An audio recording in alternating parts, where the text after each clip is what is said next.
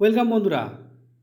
2026 পশ্চিমবঙ্গ বিধানসভা নির্বাচনের আগে সরকারি কর্মীদের জন্য একটি গুরুত্বপূর্ণ খবর সামনে এসেছে। রাজ্য নির্বাচন কমিশন থেকে নতুন নির্দেশিকা জারি করা হয়েছে, যেখানে বলা হয়েছে কারা এবার ভোটের ডিউটি থেকে বাদ পড়ছেন আর কাদের ঘাড়ে পড়ছে বাড়তি দায়িত্ব। তাছাড়া এ নিয়ে একটি অত্যন্ত গুরুত্বপূর্ণ নোটিফিকেশান জারি করা হয়েছে। সেই নোটিফিকেশানে কি বলা হয়েছে চলুন বন্ধুরা দেখে নেওয়া যাক। দেখুন বন্ধুরা, যে নির্দেশিকা দেওয়া হয়েছে সেখানে যে পরিষ্কারভাবে বলা হয়েছে, 1 নম্বর, চুক্তিভিত্তিক কর্মী বর্জন, অর্থাৎ সমস্ত ধরনের চুক্তিভিত্তিক অর্থাৎ কন্ট্রাকচুয়াল কর্মীদের নির্বাচনী কাজের ডেটাবেস থেকে বাদ দিতে হবে।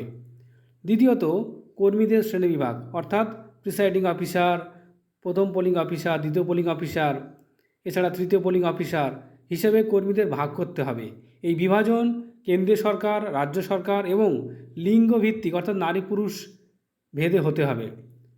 আর যেটা বলা হচ্ছে সেটা হচ্ছে পৃথক তালিকা প্রস্তুতকরণ করতে হবে, যেমন কেন্দ্রীয় সরকার এবং কেন্দ্রীয় রাষ্ট্রায়ত্ত সংস্থার কর্মীদের জন্য আলাদা তালিকা, রাজ্য সরকার এবং রাজ্যের রাষ্ট্রায়ত্ত কর্মীদের জন্য আলাদা তালিকা।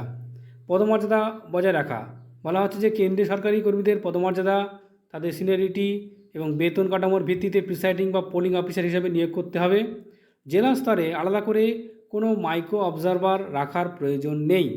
এছাড়া আরও যেটা গুরুত্বপূর্ণ বিষয় সেটা হচ্ছে যে মহিলা পোলিং পার্টি, নারী পরিচালিত যে পোলিং বুথ বা পোলিং পার্টির সংখ্যা বৃদ্ধির চেষ্টা করতে হবে এবং সেই অনুযায়ী মহিলা সিএপি অর্থাৎ কেন্দ্রীয় বাহিনী কর্মীদের প্রয়োজনীয়তা খতিয়ে দেখতে হবে।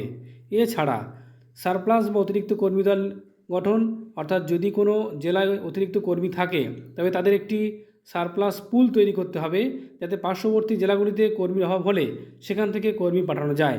এছাড়া কারা ছাড় পাবেন, নির্বাচনী দায়িত্ব থেকে অব্যাহতি শুধুমাত্র অত্যন্ত বিশেষ এবং বিরল ক্ষেত্রেই তবেই দেওয়া হবে। এ নিয়ে আমি একটা ভিডিও প্রকাশ করেছি, আপনারা অবশ্যই দেখে নেবেন, চ্যানেলে রয়েছে।